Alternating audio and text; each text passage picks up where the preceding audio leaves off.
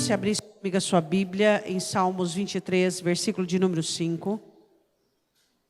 Salmos 23, versículo 5. Que bom que você está hoje aqui na casa do Senhor. Que bom que você tem vencido os seus desafios. Que bom que você tem vencido as suas estações e as suas situações. Que bom que você tem crido em Deus. Que bom que você tem confiado a Ele, o seu coração, a sua vida e a sua trajetória. Salmos 23, 5. Preparas uma mesa perante mim na presença dos meus inimigos. Unge a minha cabeça com óleo, o meu cálice transborda. Podemos assentar abrindo comigo a sua Bíblia em 1 Samuel capítulo 18. Um homem que viveu numa realidade, uma época diferente da nossa, mas com muitos desafios semelhantes aos nossos. Nós somos pessoas que temos muitos desafios. Servimos a Deus, estamos num mundo que jaz no maligno. Temos muitos desafios diariamente. E é muito interessante nós percebermos a dinâmica pessoal desse homem que foi um vencedor. O apóstolo Paulo, falando da própria Escritura, ele diz que a Escritura, e grande parte dela, de exemplos de pessoas que viveram e que tiveram êxito em situações negativas, ele diz que tudo foi escrito para o nosso aprendizado, para que nós possamos aprender. Então, o que nós precisamos olhar em alguns heróis da Escritura é a dinâmica pessoal que eles tiveram para que eles pudessem sair de tais situações, de que maneira saíram, como procederam, o que fizeram dentro da situação em que estavam. Porque às vezes você observa que existem algumas pessoas que elas se embaraçam na própria teia de si mesma. E isso não é bom, nem para mim, nem para você. Precisamos ter uma dinâmica pessoal da qual possamos ter na nossa jornada, e a nossa jornada possa ser uma jornada que se corre, uma jornada que se caminha. Nós vamos falar hoje de algumas milícias domésticas que Davi começa a enfrentar. Davi sai de um cenário onde era um filho mais novo, diante de alguns irmãos, 7 irmãos, e agora ele entra numa nova família. Ele é como que acolhido nessa nova família. E essa família era muito problemática pelo líder dela. Essa família tinha um líder, o líder era um rei, que era... Oba, não estou tossindo sozinha hoje, né? E essa família tinha um governo de Saul. Então, essa família não era uma família boa, vamos dizer assim, para se viver. Então, Davi sai de um lar com um contexto... com alguns desafios, algumas picuinhas, algumas questões, mas nada grave, e entra numa família que arma ciladas, e ele entra numa família perigosa. Então, se você olhar o cenário do que ele sai de algumas picuinhas de irmãos, e algumas implicações, e de repente ele entra numa família que arma laços, que arma cilada, que trama por trás. Então, isso é muito complicado, o cenário que ele estava vivendo. Ele ainda era um jovem pastor. Ele ainda era alguém que chegou no arraial do inimigo e disse, não, esse homem, pela fé, eu creio em Deus, ele vai cair. Ele ainda era esse menino. Ele não era ainda nenhum capitão experimentado. Ele ia entrar agora numa peleja e agora na milícia da vida. Mas antes da milícia, da força belicosa da guerra, ele entra numa milícia doméstica. Eu quero falar sobre milícia doméstica. 1 Samuel capítulo 18. Primeira coisa que eu quero falar é sobre o cuidado de Deus com Davi, fazendo com que o herdeiro de Saul fosse um amigo fiel de Davi. Esse relacionamento aqui, ele é tão de Deus, que existem algumas pessoas malignas que conseguem ver e tentar corromper esse contexto. Jonatas, ele era um guerreiro, um soldado, e ele passa 40 dias e 40 noites junto com o seu povo, vendo o inimigo filisteu zombando. De repente aparece um pastor de ovelhas, que vem trazer um recado do pai, e vence e traz vitória. E os dois começam a ter um relacionamento de amizade e começam a se tornar amigos. E Jonatas, ele começa a amar Davi com um amor verdadeiro, um amor puro de irmãos. Isso foi algo que Deus proporcionou a Davi. Em meio a uma família da qual ele ia enfrentar situações inúmeras adversas, ele é recebido pelo amor. Diga, eu sempre sou recebido pelo amor. O amor sempre estará disposto a receber você e a mim diante de todas as situações, seja ela de dor, de perda, de decepção, de lágrima, de desafios, de guerra. O amor sempre estará disposto a nos receber. Sempre Deus trará, dentro de quaisquer situação que você enfrentar, o amor para que você olhe e enxergue e diga, não, eu estou seguro. Porque onde está o amor de Deus, a segurança. Você pode dizer amém? O amor de Deus está na minha vida e o amor de Deus está na sua vida. Infelizmente, alguns de nós não temos o cuidado e a cautela de olharmos minuciosamente essa mesa posta por Deus com o amor para que nós possamos ser salvos, guardados e seguros. O que te guarda em toda situação belicosa e de perigo é o amor de Deus por você. Deus ama você e o amor de Deus tem te protegido e o amor de Deus tem te sustentado e o amor de Deus tem te guardado todos os dias da sua vida. Se você e eu pudéssemos olhar num âmbito espiritual com uma ótica divina, emprestada por Deus, mesmo fragmentada, nós entenderíamos que o grande amor de Deus é a causa de termos chegado onde chegamos, é a causa de continuarmos, é esse amor que muitas vezes endurecemos o nosso coração para Ele. O amor de Deus nos faz mais mansos, mais dóceis, mais inteligentes, mais gentis. O amor de Deus nos faz mais fortes, porque a força do Senhor Jesus na cruz é baseada no amor de Deus e o dele por nós. Davi chega no lar, naquele lar terrível, e ele recebe como um anfitrião o amor de Deus por ele no coração de Jonatas. Não foi Jonatas que amou Davi aleatoriamente. Foi Deus quem mandou Jonatas amar Davi daquele jeito. É Deus quem manda o amor ao seu encontro. A Bíblia diz em 1 Samuel 18, versículo 1. Sucedeu que acabando ele de falar com Saul, a alma de Jonatas se ligou com a alma de Davi, e Jonatas o amou com a sua própria alma. E Saul naquele dia o tomou e não lhe permitiu que voltasse para a casa de seu pai. E Jonatas e Davi fizeram aliança, porque Jonatas o amava com a sua própria alma. E Jonatas se despojou da capa que trazia de sobre si, e a deu a Davi, como também as suas vestes, até a sua espada, e o seu arco e o seu cinto.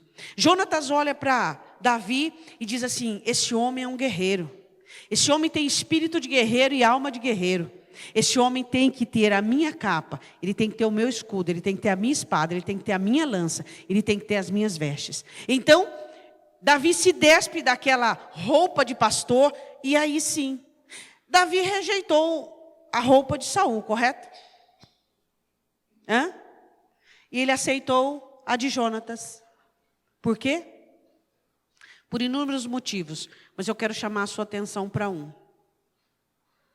Nunca se vista antes de ser.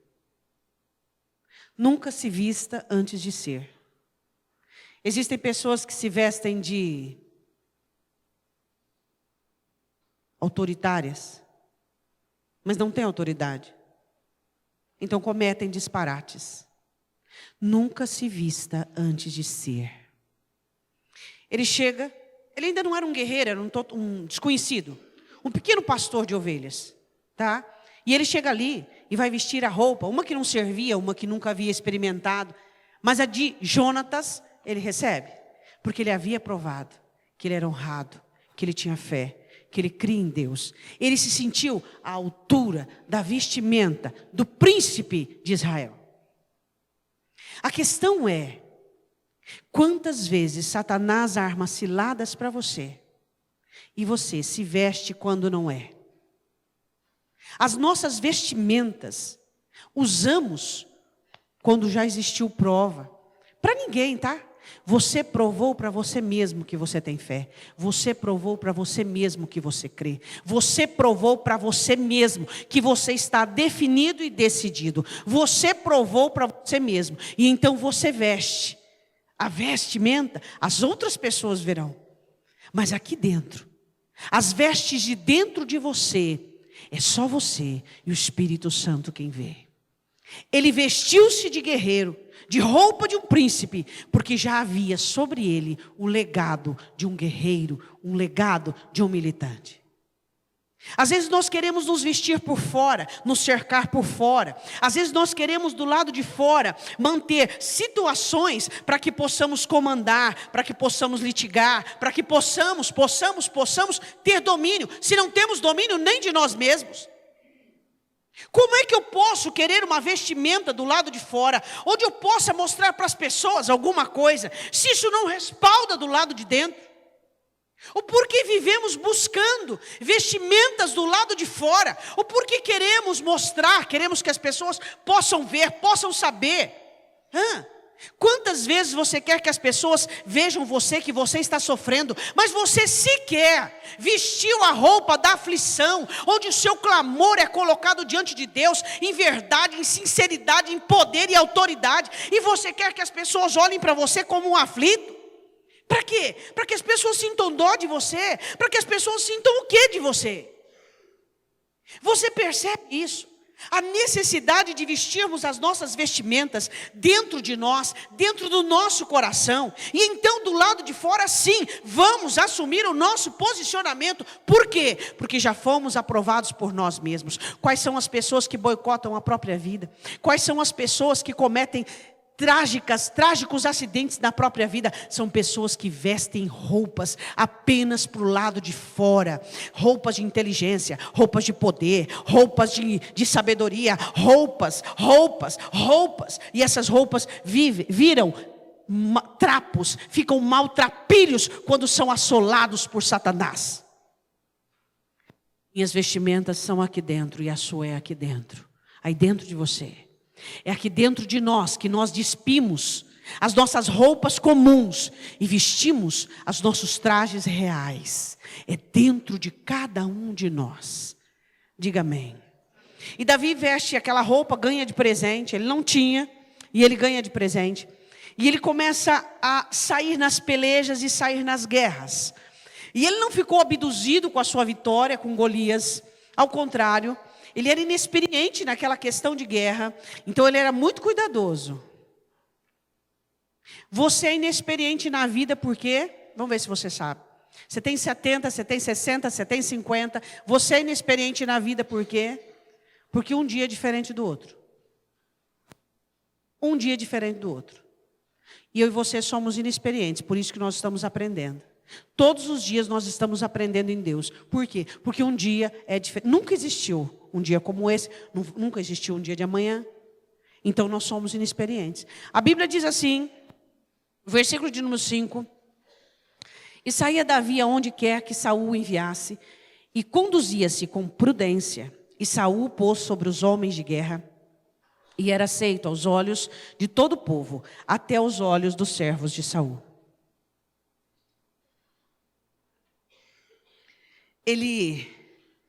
A palavra prudência salva o versículo e chama-nos a atenção.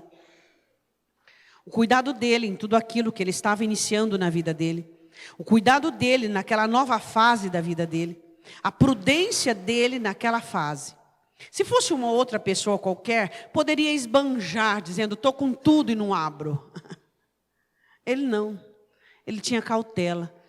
Como nós estamos falando de milícia doméstica, você é uma pessoa cautelosa? Será que você esbanja oportunidades, você esbanja espaço, você esbanja? Por exemplo, será que você esbanja limites? Os limites são para ser observados e mantidos. E quantos de nós esbanjamos limites? E quando nos damos conta, os limites já se romperam e já estamos numa enrascada. Será que nós temos entendimento para agirmos com prudência? Será que a prudência tem sido bem-vinda nas nossas vidas quando pensamos antes de fazer? E depois pensamos novamente, e oramos, e consagramos, e pedimos ao Senhor para que vá diante de nós. Continuando, a Bíblia diz que ele feria os filisteus e tinha êxito. E então, uma canção se faz em Israel. Você olha para esse homem aqui, você vê, o povo dizendo que Davi era melhor que Saul. O povo só estava falando que Davi era jovem e que estava vencendo milhares de milhares. Saul ouve uma canção. O quê? Saul feriu milhares e Davi 10 milhares? Deu 10 milhares a ele? Só lhes faltam dar o reino. Essa canção foi o motivo para iniciar um projeto de Deus. Os projetos de Deus nem sempre são com pompas e nem sempre são perfeitos aos olhos humanos. Davi precisava ser perseguido por Saul. O que se faz? Se usa o que tem. Saul começa a sentir inveja de Davi e começa a ficar em suspenso. A Bíblia diz no versículo de número 9, e desde aquele dia em diante, Saul o tinha em suspeita. Ou seja, analisando, observando, olhando. Uma coisa muito interessante nesse texto que você olha, Saul já estava de posse de um espírito maligno, e esse espírito maligno ia e voltava.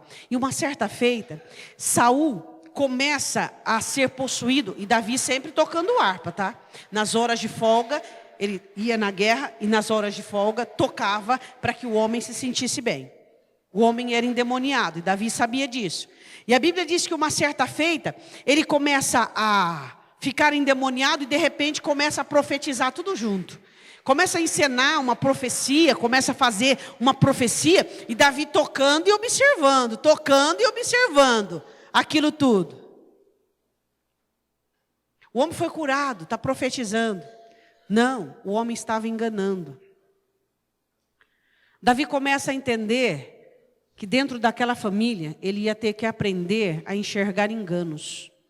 Vamos falar da família chamada vida. Você é uma pessoa sensível e com discernimento para perceber enganos?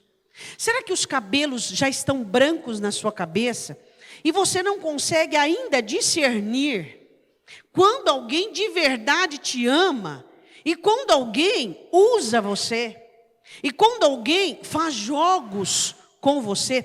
Existem pessoas que são tão carentes e tão dependentes que mesmo quando elas suspeitam que estão sendo usadas, elas permitem porque elas recebem alguma coisa em troca. Davi começa a perceber que naquele lugar havia engano. Havia tramóia. Na sua vida existem pessoas que não são verdadeiras, capazes de enganar, capazes de ludibriar, capazes de aproveitar da sua inocência, da sua bondade, da sua dinâmica pessoal. Agora, você, pela carência, pela inocência, entra numa enrascada. Agora eu pergunto, que culpa tem o reino pela falta da sabedoria dos crentes? É a grande pergunta. Eu me pergunto, o porquê que existem algumas pessoas que se voltam contra Deus, que entram em crises espirituais. Por quê?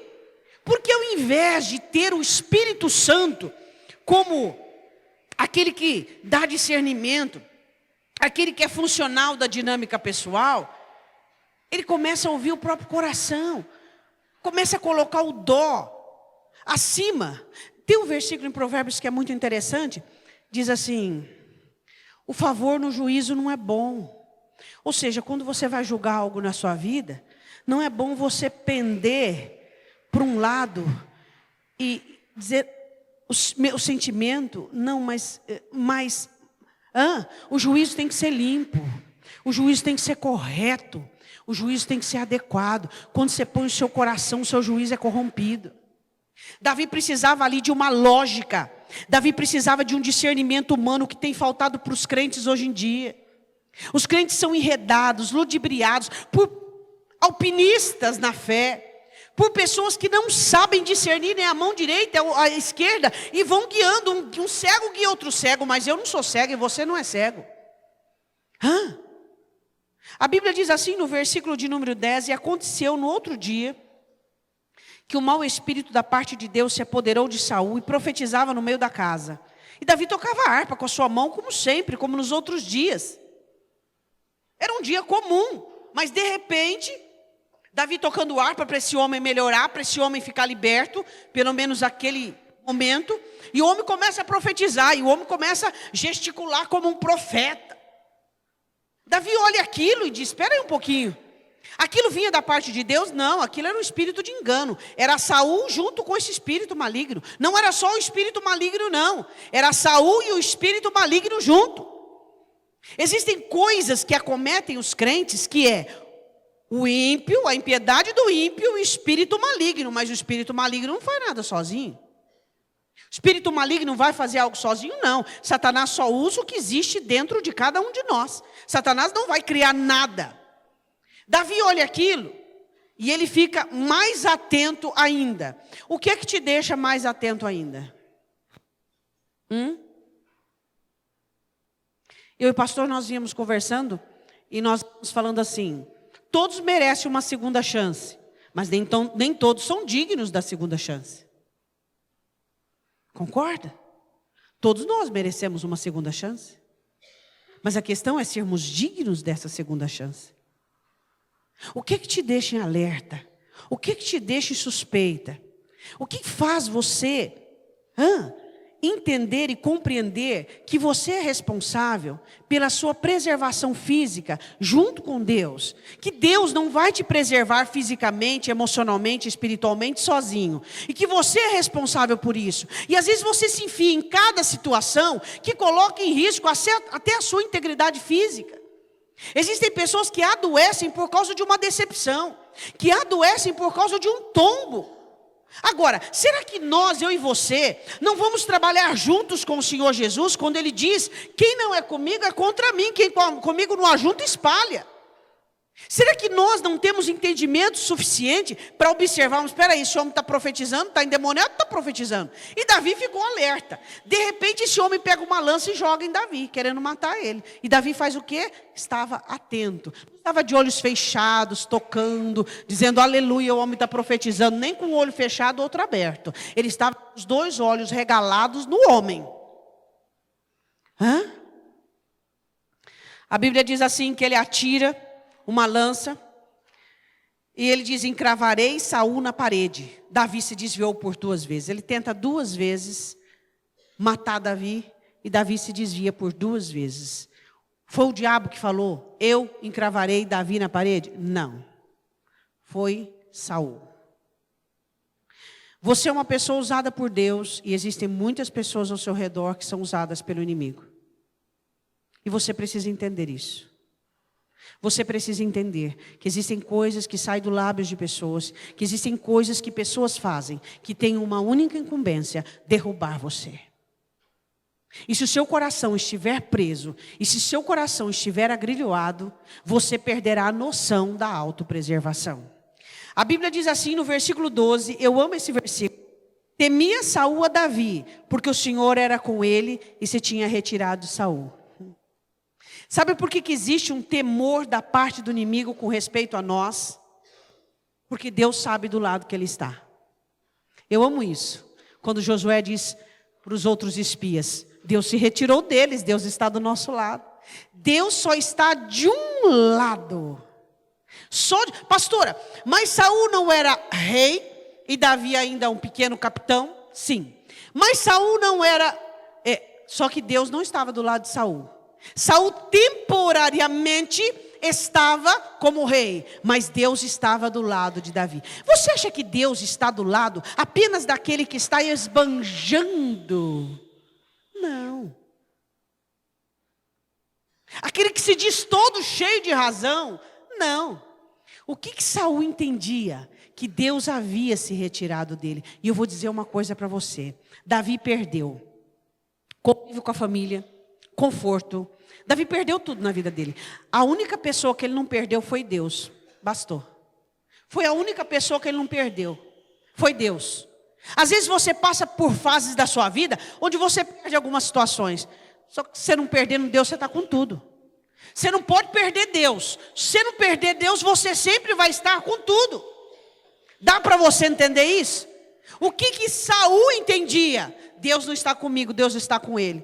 Que conclusão terrível. Eu espero que nunca você chegue nessa conclusão. Nunca. Que você sempre olhe para a sua vida, seja ela em qualquer circunstância que você esteja. Deus está comigo. Nessa humilhação, nessa fase, nessa crise. Deus está comigo. Nessa situação, Deus está comigo. Deus está comigo. Por quê? Continuando, a Bíblia diz assim, que Saul queria livrar-se da presença dele. Eu vou dar uma obra maior para esse moço e vou pôr ele como capitão de 1000. Ele vai governar 1000 homens, que ele possa ter o que fazer e ficar um pouco longe de mim, porque eu não suporto. Essa estratégia de ficar longe de Davi era uma jornada de Deus, onde Deus estava treinando Davi para o governo. Tudo que Saul fez tinha a direção de Deus para treinar Davi.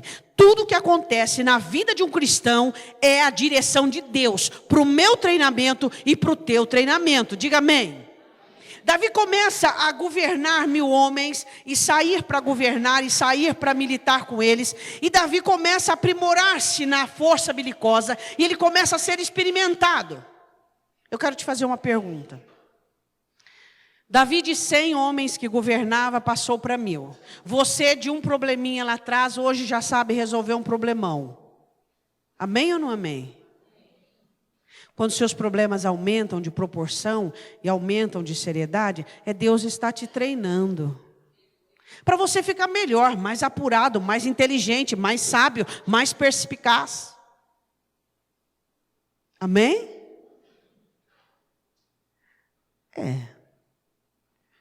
Davi começa a governar sobre esses homens e, versículo 15, e vendo então Saul que tão prudentemente se conduzia, tinha receio dele. Israel amava Davi. Ele continuava aumentando e prosperando, e a sua prudência aumentava conforme a sua responsabilidade. Diga, a minha prudência precisa aumentar. Quanto mais Deus acrescenta, quanto mais Deus te leva, quanto mais Deus te oferece. Você já viu pessoas perderem o que não tem? Pessoas só perdem o que tem. E por que as pessoas perdem o que tem? Porque não são prudentes. Não tem prudência. Não perca o que Deus te deu. Seja prudente. A Bíblia diz que ele era prudente, ele não esbanjava, como eu disse. Aí Saul dá outro golpe nele. Lembra lá quando... O que vão oferecer àquele que vencer o gigante? Vão dar a filha mais velha do rei, Merabe, e vão isentar a casa do pai. Bom, ele tinha vencido o gigante. A filha do rei mais velha era de Davi. Sabe o que Saul fez? Saul falou assim, eu vou humilhar esse moço diante de todo mundo. Eu vou dar minha filha para outro. E ele fez isso. Davi ficou revoltado. Davi era líder de 1000 homens e diz o seguinte, o que esse homem está pensando em fazer? A noiva é minha. Foi prometido lá no campo de batalha. Eu estou esperando e até agora esse moço nada. O rei não me dá a menina. A moça é minha, foi prometida lá no campo de batalha. Isso aí eu ganhei pela minha fé, pelo meu esforço, pelo meu braço. O rei pega e dá a mulher para outro. E Davi diz, agora eu vou fazer uma rebelião aqui. Agora vou me levantar contra e eu vou falar dos meus direitos. Foi isso que Davi fez? A inteligência sempre é bem-vinda. E você é inteligente quando você não ouve o seu coração. E você é inteligente quando você não ouve o seu coração. Mas você ouve o Espírito Santo de Deus. A filha de Saul é dada a Adriel. E Davi, não falou nada. Ficou quietinho, normal, batalhando, convivendo, e vai o casamento. Você vai, Davi? Vou. Você viu que todo mundo cochichando? O que vão pensar de você, Davi? O que vão pensar? O rei te passou a perna, o rei te passou para trás. Bom, quem não cumpriu a palavra foi ele, eu estou aqui. A questão é, o porquê que aquilo que as pessoas te fazem atingem tanto? e te discipulam de tal maneira que faz você agir conforme elas querem. O que Saul queria? Que Davi criasse um motim e ele pudesse matar Davi de uma ordem legal. É isso que ele queria. Ele queria que Davi desse um motivo para ele poder matar Davi como rebeliado. Mas Davi era inteligente, meu irmão. Ele sabia onde ele estava, numa milícia doméstica. E ele precisava ter cautela com tudo aquilo que ele fizesse. A moça foi dada ao outro e ele quietinho. Falou nada. Ficou quieto. Você tem aprendido a ficar quieto? Você tem aprendido a ficar quieto? Você tem aprendido a ficar quieto? Ou você vai atrás dos seus direitos? Ou você faz, ou você acontece, ou você briga, ou você. A Bíblia diz assim, que ela é dada a Adriel e Davi fica quietinho. De repente, Saul fica sabendo. O homem não rebelou, o homem não fez nada, quietinho. Saul falou, eu preciso arrumar outro esquema para poder acabar com esse moço. Mical é apaixonada por Davi. E o rei descobre isso. O rei falou, bom, a primeira não deu certo, eu não dei a ele, agora eu vou oferecer a segunda. Vou oferecer a segunda para que possa ser por laço para ele. Por quê? Gente, é interessante. Saul achou que ele estava fazendo um laço para Davi. Presta atenção. Davi havia sido ungido para ser rei de Israel. Como que ele vai ser rei de Israel do nada? Todos os filhos de Saul, com condições de governo, iriam morrer na última batalha. Salvo alguns que, sendo genro do rei, ele teria a porta de entrada para o governo. O laço que ele estava tramando para Davi era um propósito de Deus para Davi entrar legalmente pela porta da frente no governo. Os laços que são feitos para você são transformados em portas por Deus. Quando o Senhor Jesus diz de uma maneira muito clara, Pai, livra-os do mal, na sua oração de João 17, isso é a verdade que tem governado de uma maneira protetora sobre os filhos de Deus. O Senhor nos tem livrado do mal. Por quê? Porque nós temos tido aliança com Ele. Quantas vezes Satanás coloca uma amizade perto de você, com o objetivo de defraudar a tua vida, com o objetivo de definhar a sua história, uma amizade. Eu já vi gente ser destruída por uma amizade. E Deus te livra, Deus te abre os olhos. Quantas vezes um pacto entre marido e mulher causa a falência da família? Mas Deus abre os olhos de um dos cônjuges e ele começa a orar, clamar, jejuar. E o Senhor começa ali a batalhar, colocar impedimento para o inimigo. Por quê? Porque ele é fiel. Aquele que quer enxergar, aquele que quer ver, aquele que é humilde. Davi só manteve a visão que manteve porque a humildade imperava no coração dele. Davi não permitiu que o orgulho, que a soberba se assenhorasse dele. Nem quando era capitão de 100, de 200, nem de 1000. E nem agora como genro do rei. Agora ele ia se tornar genro do rei. Sabe o que ele diz? Saul, ele fica meio resistente. Porque ele diz, bom, se ele não deu a primeira mais velha para mim, eu não sei se o homem está querendo me matar, eu não sei se realmente ele quer me oferecer. E ele começa a ficar meio resistente. Então Saul começa a dizer, diz para todo mundo para casar, fala para ele aceitar. Por quê? Porque então eu vou fazer um laço para que os filisteus queiram matá-lo por causa do parentesco. Davi responde assim, vocês acham que é pouco eu me casar com a filha do rei? Eu sou pobre, sou uma pessoa desprezível. O quê? O quê? Sabe por que as brechas são tão escancaradas? Por falta da humildade. Se você olhar todas os pecados e todos os deslizes e todas as questões espirituais que você cometeu, faltou humildade. Humildade é a nossa companheira, é a companheira da nossa vitória. Seja numa colheita ruim, seja numa situação difícil, seja no embate, seja no que for. Ele diz assim, vocês acham pouco eu ser genro do rei? Eu sou pobre, eu sou desprezível, eu não tenho nada. Não, Davi, ele falou que não precisa de dote. Ele precisa de 100 prepúcios de filisteu. Davi foi lá e trouxe 200. Humildade. A humildade ainda é sua companheira? Será que nós temos desprezado a humildade? Será que nós temos virado as costas para a humildade? Quem sabe a solução do seu problema não está nessa direção que você está caminhando. Quem sabe se você retroceder um pouquinho, colocar os pés no chão e a cabeça no lugar, as coisas vão ficar mais claras, mais óbvias. Se a humildade encontrar o lugar que anteriormente tinha em alguns corações, ela vai trazer luz e esclarecer. Olha, a situação é assim, assim, assim, assim. A humildade, ela é a minha companheira, ela é a sua companheira, para que nós possamos entender e compreendermos como Deus trabalha. Ele diz assim, olha o que ele fala no versículo de número 23, da parte B. Ele diz assim: parecer-vos pouco aos vossos olhos ser genro do rei, sendo eu homem pobre e desprezível? Humildade, essa é a chave. Soberba, essa é a chave. A humildade é a chave que abre a porta da solução.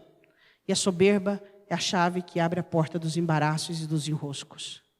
Precisamos de mais humildade, todos nós. Precisamos permitir que o Espírito Santo venha moldar-nos, venha transformar-nos e nos ensinar a sermos mais humildes. A Bíblia diz assim, que ele faz uma armadilha para Davi, e Davi não cai nessa armadilha. No versículo 28, e Saul notou que o Senhor era com Davi, e Mical amava Davi. Isso é colocado junto, porque é uma bênção. Olhe para a pessoa que está ao seu lado e diga assim: se você é amado, isso é uma bênção. Porque o amor de Mical está junto com o Senhor era com Davi. Porque ser amado ainda é uma bênção nos dias de hoje. Ser amado é uma bênção nos dias de hoje. Você pode dizer, pastora, mas hoje existe uma dificuldade muito grande das pessoas amarem. Mas eu quero dizer uma coisa para você. Você é tão especial por Deus e tão especial que existe de verdade pessoas que te amam de verdade. Existem pessoas que te amam de verdade. Existem pessoas que te amam de verdade. Existem pessoas que oram por você, que cuidam de você, que se preocupam com você. Existem pessoas que te amam de verdade. Duas considerações numa mesma frase. Saul nota, segunda vez que é mencionado isso, que Deus era com Davi. As pessoas olham para você e notam que Deus é com você quando? Quando você está só na vitória, só ganhando, só no êxito? Não. As pessoas olham e notam que Deus está com você quando você diz: eu tudo posso naquele que me fortalece. Eu posso passar pela aflição e não ser aflito. Eu posso passar pela tristeza e não ser triste. Eu posso passar pela dureza e continuar quebrantado. Eu posso passar pela traição e não ficar ferido. Eu posso todas as coisas naquele que me fortalece. É muito fácil manifestar grandezas quando tudo está bem na sua vida. A questão é notável na vida de um cristão quando ele está passando uma situação ruim, arredia, e você olha Deus na vida dele, ensinando, moldando, disciplinando, alegrando. Você olha para ele e você diz: Deus, essa pessoa tem inúmeros motivos para estar chorando, triste, abatido. Ele está sorrindo porque ele descobriu a mesa do bom pastor.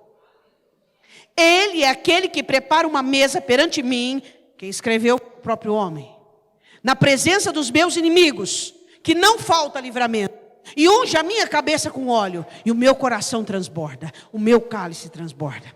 Não importa as circunstâncias que você passar, que você enfrentar, sempre haverá uma mesa posta, e ali haverá tudo o que você precisa para o seu livramento. Agora temos que ser dignos e nos assentarmos nessa mesa. Temos que ser humildes e nos assentarmos. Temos que ser prudentes e nos assentarmos. Temos que ser mais calmos, mais tranquilos, mais sóbrios e nos assentarmos. Diga amém. A Bíblia diz assim que a coisa não para. Davi se conduzia com cada vez mais êxito, mais êxito, mais êxito, mais êxito. E Jonatas percebe algo. E Jonatas percebe que existe uma trama fica sabendo que existe uma trama contra Davi. Saul reúne todo mundo e diz: eu quero esse homem morto. 19:1, falou Saul a Jonatas, seu filho, e a todos os seus servos, para que matassem a Davi. Porém, Jonatas, filho de Saul, estava muito afeiçoado a Davi. Jonatas anunciou a Davi, dizendo: meu pai Saul procura matar-te, pelo que agora guarda-te pela manhã, e fica-te em oculto e esconda-te. E eu vou sair, vou conversar com ele, vou tentar trazer lucidez à mente dele. Tá bom, Davi? Tá bom. Aqui não há indignação, pelo contrário. Provavelmente o Salmos 35, Davi escreve assim: eu o amava como meu amigo íntimo, mas ele se levanta para mim, seu calcanhar. Isso é referência tanto de Absalão quanto de Saul. Davi amava Saul. Não havia motivo. Eu quero dizer uma coisa para você. Você não precisa ser mau para criar inimigos. Se você cuidar da sua vida, se você tiver uma vida de êxito, de prudência, você criará inimigos. E eu vou te falar uma coisa. A melhor atitude que você tem para com o seu inimigo, qual é? A melhor atitude. Fazendo o melhor por você. Tratando bem quem ele mais odeia. A melhor coisa que você faz pelos seus inimigos, faça o melhor por você. A única pessoa que pode fazer o mais bem precioso para você, é você mesmo. É você quem se cuida, é você quem se corrige, é você quem se exorta, é você quem abre os teus olhões e diz assim: não, peraí, caminho errado. Os meus inimigos vão amar a minha queda. Às vezes eu tento explicar para algumas pessoas e eu digo assim: escuta, o seu inimigo vai amar a sua queda, ele vai amar a sua bancarrota. Quem não gostava de você vai fazer festa e ver você cair. Para com isso. Você tem que gostar de você, querer-se bem, fazer o melhor por você. A melhor resposta que você dá para o seu inimigo: faça o melhor por você. Se cuide, se preserve, se exorta, se corrige, faz o melhor, aprenda, busque, procure mais a Deus, fique mais estreitado com o Senhor e deixe os seus inimigos na mão do Senhor. Eu vou conversar com meu pai e eu vou tentar trazer lucidez para a mente dele, para que ele pare com essa perseguição. E Jonatas diz: pai, quem livrou Israel? Davi. Pai, o que esse moço fez de ruim para o Senhor? Nada. Pai, esse moço só fez bem para o Senhor, fez bem para o povo. Tá bom, Jonatas, tá bom. Oh, glória a Deus, aleluia, meu pai se converteu. Meu pai. Muito cuidado com pessoas que são tão determinadas. E você viu a força delas no mal e a sua mudança súbita. Não acredite em mudanças súbitas. Mudanças são construídas. Ninguém muda do dia para a noite. Não existe mudança do dia para a noite. Nunca foi do projeto de Deus mudar pessoas do dia para a noite. Por isso que nós temos o Espírito Santo. Porque Ele trabalha com poder de convencimento, com poder de consolo, com poder de ensino. Não é isso que o Senhor Jesus diz? Que Ele iria convencer, que Ele iria consolar e que Ele iria ensinar. O homem mudou da água para o vinho. De uma hora para outra. Não se muda de uma hora para outra. Tentações são vencidas. Feridas são curadas. Nostalgias são esquecidas. Mas isso é gradativo. Não queira que pessoas mudem de uma hora para outra. Isso não é divino, isso é maligno. Pessoas não mudam de uma hora para outra. Não podem mudar de uma hora para outra. E eu e você temos que ter cautela e paciência e estarmos dentro do objetivo de Deus, que é a glória dele, e não a minha pressa, a minha hora, a sua hora, o meu tempo, o seu tempo. Existem pais, por exemplo, que falam para os filhos algumas regras e querem que eles já, metodicamente, de repente, já mudem tudo. Espera aí, como é possível? Nem Deus faz isso conosco. A espera de Deus, o trabalhar de Deus, as chances de Deus, as oportunidades de Deus em nos moldar, em nos mudar. Esse homem teve uma súbita mudança, como era de praxe dele, tudo meio súbito, tudo meio de repente. A pior pessoa na face da terra, para que você conviva, são os inconstantes. Pior pessoa. Não existe pior pessoa para você conviver do que os inconstantes. Esse homem ora, profetizava, ora. Demônio, ora. A pior pessoa não existe na face da terra. Por isso que a palavra do Senhor diz assim, que nós temos que ter determinação e ser de constantes. Não existe. Hoje quer uma coisa, amanhã quer outra, depois outra. Isso aí é terrível. Terrível. Não existe. Se você convive com pessoas inconstantes, você sofre. Você sofre. E a pessoa inconstante também sofre. Porque os inconstantes não suportam a si mesmo. Por isso que cada hora ele quer alguma coisa do lado de fora. Porque ele não aguenta ele mesmo. Continuando para terminarmos. A Bíblia diz assim, versículo 6 do capítulo 19. E Saul deu ouvidos à voz de Jonatas, e jurou Saul, vive o Senhor que não morrerá. Jurou, mas a palavra dele não valia nada. Sua palavra vale? Vale. Ele jurou, mas a palavra dele não valia nada. Sabe quando a palavra de Deus tem poder e eficácia em nós? Quando a nossa palavra é poderosa e eficaz. Não. É não a primeira, é não a segunda, é não a terceira, é não a quarta. Apelos emocionais, chantagens emocionais, aí o crente fica todo corrompido e cede. Espera aí, Deus é Deus do sim e do não. Se o sim é uma bênção, o não também é uma bênção. Antes de vir agora para o culto, eu estava conversando com alguém da minha família. E essa pessoa perguntou, mas o que eu vou dizer? Eu falei, diga não. Não, mas eu preciso dizer não mais alguma coisa. Eu falei, mas por que você precisa dizer não mais alguma coisa? Eu falei, então você está procurando uma desculpa? Você quer que eu te ajude a te dar uma desculpa? Você tem inúmeras desculpas para dar.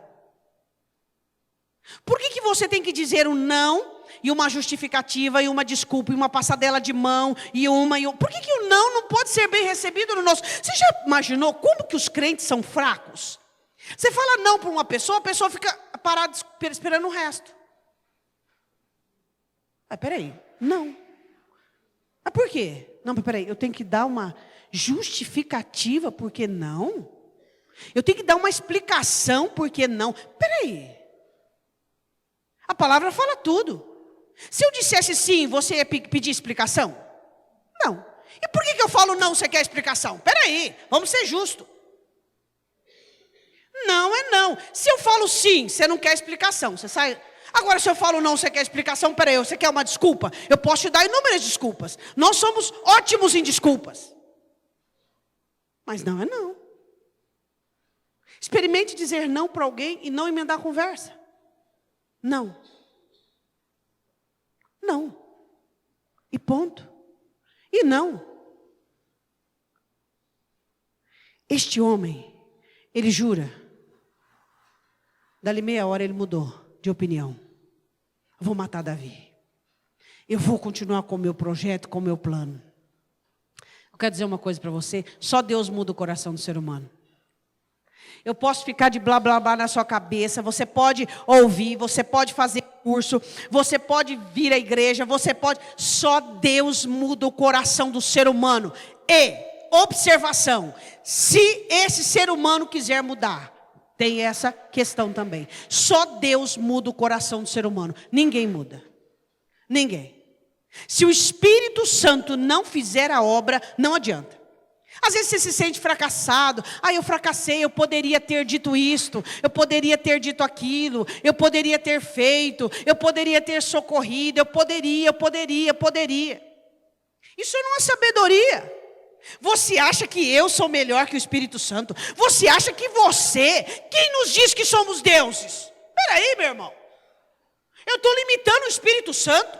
Você acha que o Espírito Santo não é poderoso para falar no coração de uma pessoa? Para convencê-la? Obviamente que sim. E se ele não fez, é porque a pessoa, ou se fez, a pessoa não deu razão. Agora nós achamos que somos o máximo, que nós vamos converter esse, vamos tirar esse do erro, vamos socorrer aquele, vamos... peraí. Uma coisa é a obra que fazemos como corpo.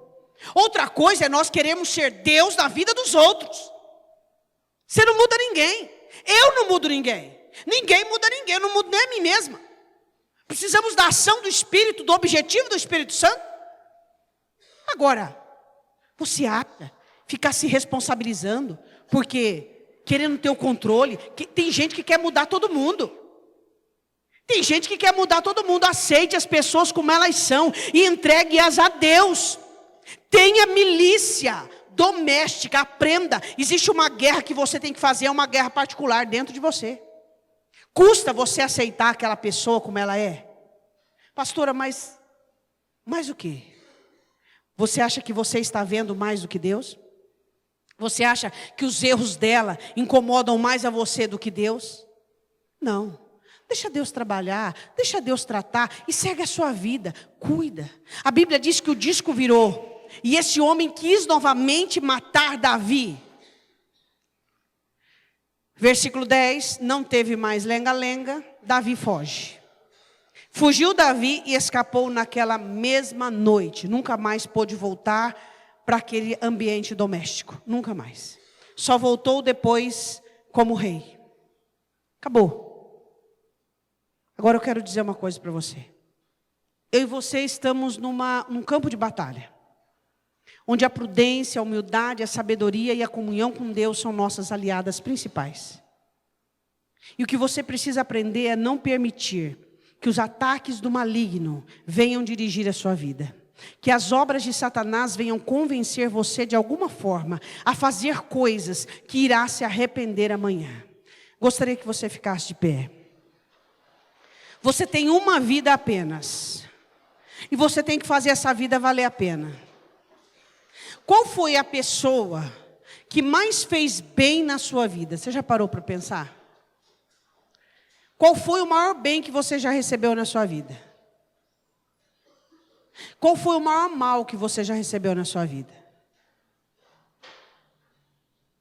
A pessoa mais inteligente, mais interessante, a pessoa mais boa de coração, a pessoa mais inteligente, mais interessante, mais boa de coração, o que mais? Quais são os adjetivos que você gosta? A pessoa mais esforçada, mais determinada, o que mais? Tem que ser você, para você mesmo. Davi só chegou onde chegou, porque tinha fé em Deus e porque era fiel a Ele mesmo. Ele não nutria no coração sentimentos que iam desaprová-lo. Davi aprendia a deixar as coisas para trás. Ele aprendeu a esquecer de Saul. Esquece dos Sauls da sua vida. A pessoa que mais fez bem para Davi em toda a história dele foi ele mesmo. Falo de ser humano. A melhor e a pior pessoa que Davi encontrou na vida dele foi ele mesmo. Nunca ninguém conseguiu derrubar Davi. Nunca. Nunca ninguém conseguiu fazer tropeçar Davi. Só ele mesmo. Agora, eu com isso e você com isso, nós aprendemos o quê? Que a melhor pessoa que você precisa conviver é você com você mesmo. E você não pode ser a pior pessoa que você tem na sua vida. Hoje, quem sabe, Satanás induz alguns de nós a mágoa, ressentimento, passado, preocupação. Isso tudo te prejudica, atrasa a sua vida e traz embaraço. Você precisa entender que existe uma milícia doméstica dentro do seu quadrado. E você precisa vencê-la diariamente com cautela, com cuidado. Um segredo, fale pouco. Você acha que Davi era um homem que ficava falando muito? Fale pouco. Se você tem necessidade de falar, canta. Fale menos. Quanto menos você falar, mais combustível você vai ter para colocar diante de Deus as suas necessidades. Fale menos, fale menos, fale menos, fale menos. Converse menos, não fale de seus problemas, não fale de seus problemas. Entendimento negativo, amizade não são pessoas que você tem para ficar tricotando misérias.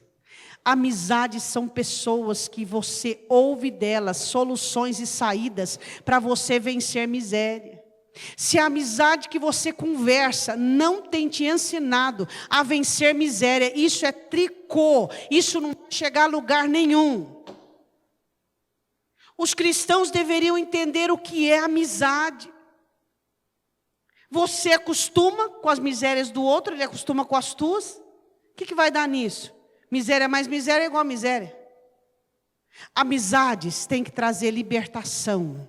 Amizade tem que trazer o quê? Espírito Santo, Deus, mudança. Se as suas amizades não trazem mudança, elas entraram num ciclo vicioso de miséria trocando miséria. Se você não pode dizer para uma pessoa amiga, você está errado, você precisa orar mais, você precisa buscar mais a Deus, vem aqui, eu vou orar com você, não é amizade. Coloque a mão no seu coração. Pai Santo, em nome de Jesus, falamos nesta noite de um guerreiro chamado Davi, e temos um guerreiro sobreexcelente a qualquer um outro que se chama Espírito Santo. Esse guerreiro que tenta nos ensinar todos os dias prudência, humildade, cuidado com a boca, com o que se fala. Chega de embaraços, não temos mais tempo para embaraço. Não temos mais tempo para dar ouvidos àquilo que o inimigo quer. O inimigo quer que o teu povo deixe de fazer o que é certo. O inimigo quer que o teu povo retroceda nas ações de crescimento. O inimigo quer que o teu povo, ó Pai, ouça a voz do coração. Eu quero que você diga assim: meu Deus, em nome de Jesus, eu preciso da ação do Espírito Santo de Deus para me ensinar a vencer a milícia da minha vida. Me dê armas, me dê meios, me faz inteligente. Eu não quero ser tolo, eu não quero ser tolo. Me faz enxergar a verdade, discernir o engano, enxergar a mentira. Me faz enxergar pessoas que não gostam de mim. Eu preciso conviver com isso. Não é porque eu sou crente que eu vou ter que fazer com que todas as pessoas gostem de mim. Deus me liberte desse entendimento errado. Oh Espírito Santo, me dê discernimento, me dê sabedoria, para que eu não caia em enroscos, em embaraços. Eu repreendo toda obra de Satanás levantada contra a minha vida, contra a minha família. Eu repreendo, em nome de Jesus, todos os meios que Satanás usou ou está usando para me convencer a tomar atitudes erradas. Em nome de Jesus, livra-me, Deus, e me ensine a ser humilde, e me ensine a ser prudente, e me ensine a falar menos. Eu te peço, em nome de Jesus. Levante sua mão direita para o alto. O poder da palavra é ministrado sobre a igreja e absorvido pelo Espírito Santo de Deus, que fará com que a palavra produza para a glória do Senhor, trazendo livramento, libertação, prosperidade e vitória, em nome do Senhor Jesus. Diga amém.